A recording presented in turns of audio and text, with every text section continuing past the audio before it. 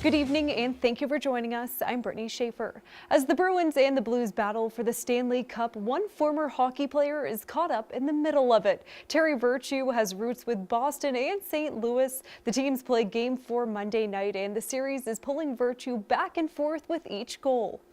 Our Cam Jandro is live in Worcester tonight. He joins us now with more. Cam? Brittany, the Blues and the Bruins have played each other in the Stanley Cup final before, but that was way before St. Louis had an affiliate here in the city of Worcester. Fast forward the clock 49 years ago from that last Stanley Cup final match, and there are a lot of parallels between the two teams, especially for one player who knows what it's like to be on both sides.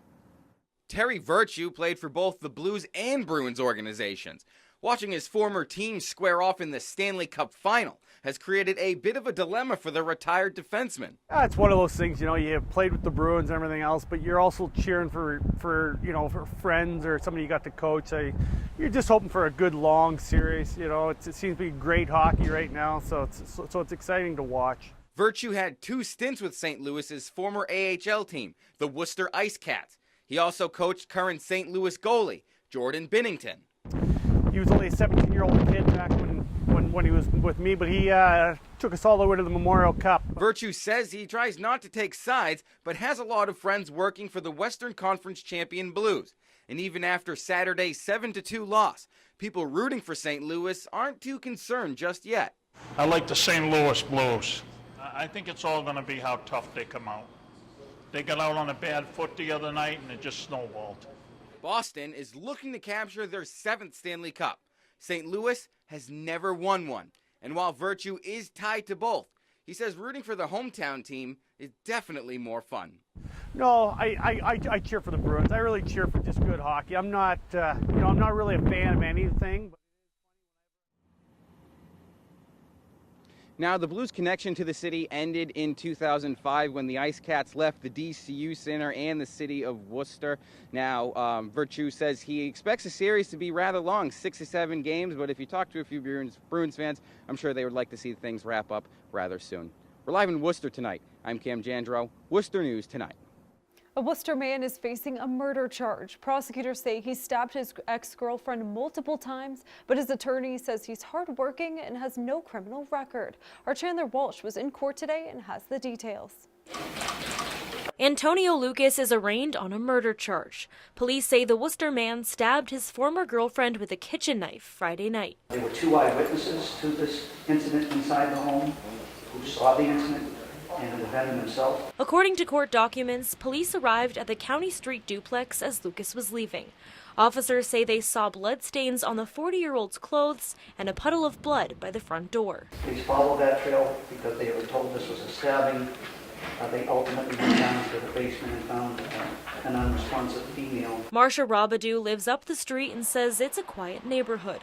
She says the unfinished dirt road doesn't get a lot of traffic and nothing like this has happened before. We were sitting in the sunroom and my husband heard some screaming and we just thought it was kids playing outside.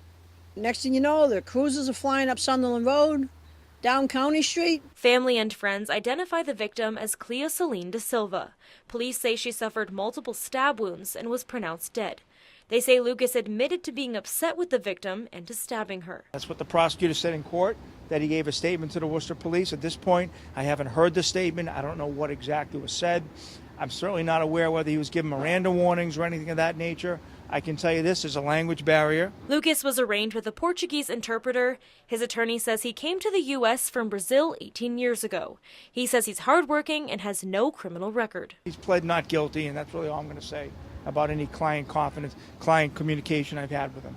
Lucas is being held without bail and will be back in court next month. His attorney says the timeline of Lucas's relationship with the victim is unclear at this time.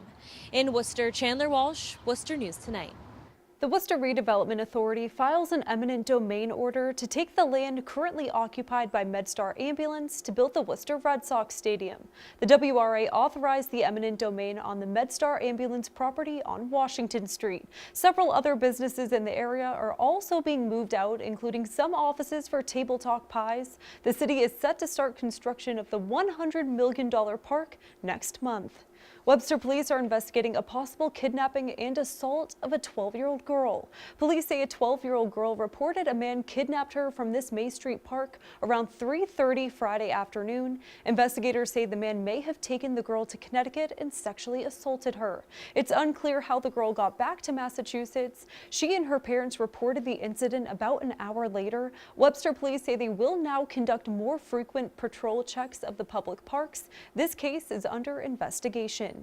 It's a celebration of life, and for National Cancer Survivors Day, dozens got together in the city to honor their strength.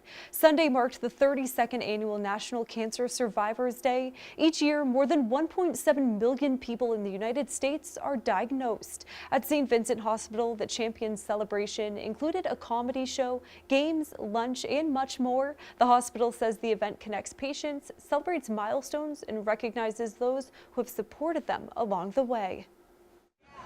Today is about celebrating with people who have been on a journey, no matter how long it's been since they've been diagnosed, to know that we're here with them, we're celebrating the successes they've had, to celebrate with their family and caregivers as well. It means a lot to them to be able to see their providers as people for a day and not as physicians and nurses and therapists. The event was free to attend. St. Vincent Hospital has been hosting the annual event for about 30 years. A dirt bike rider suffers severe injuries on train tracks in Auburn. The fire department says he was about half a mile into the woods, and a neighbor with an off-road vehicle stepped up to help first responders make a difficult rescue. Our Rosalind Flaherty has the story. Auburn's Stephen Moss uses his UTV around the yard, and when he saw firefighters attempting a rescue near his home Sunday, it became a key piece of equipment to help first responders. I knew that I had the machine here to do it. The Auburn Fire Department says a dirt bike crash happened off South Street on the railroad tracks. They found a 28-year-old Charlton man injured. Certainly challenging calls that we don't receive every day. Without a UTV, Chief Stephen Coleman says the rescue would have been tough.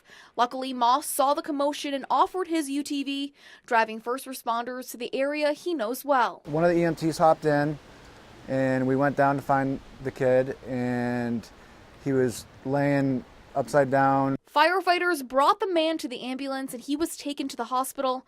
Chief Coleman says they wouldn't have been able to rescue him without Moss's help. That was a lifesaver in this operation. Moss says while it feels good he was able to make a difference, he gives all the credit to the first responders. The real heroes are the Auburn Fire and Police. And that was our Rosalind Flaherty reporting. The Olympia Theatre in Worcester has been vacant for more than a decade. Now a local couple is working to bring it back to life. The Pleasant Street building is almost 130 years old and is the oldest standing theater in the city. Patrick Flynn and Jennifer Wright want to buy the building. They say they are looking for a venue to host a music theater. Buying and remodeling the Olympia Theatre is expected to cost close to $3 million. The two have started a crowdfunding site hoping to raise the money.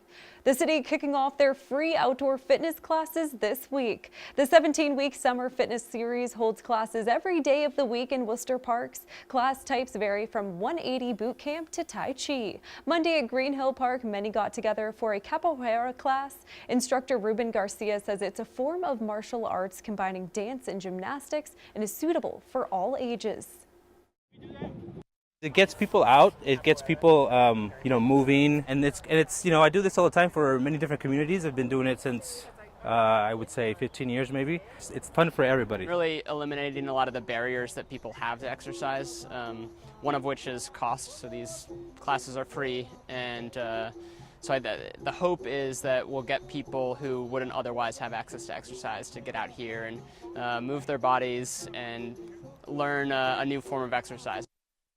The city's Department of Public Health partnered with Blue Cross Blue Shield and the YWCA are hosting the series. The classes run through the end of September. A new look for former Patriots tight end Rob Gronkowski thanks to a Millbury barber shop. The recently retired Gronk returned to Gillette Stadium to continue a tradition. This is the 8th year he shaved his head to raise money for awareness for kids with cancer. Matt's at the Buzzer Barbershop in Millbury was at the Buzz Off event to shave Gronk's head. It's organized by the Framingham-based nonprofit One Mission.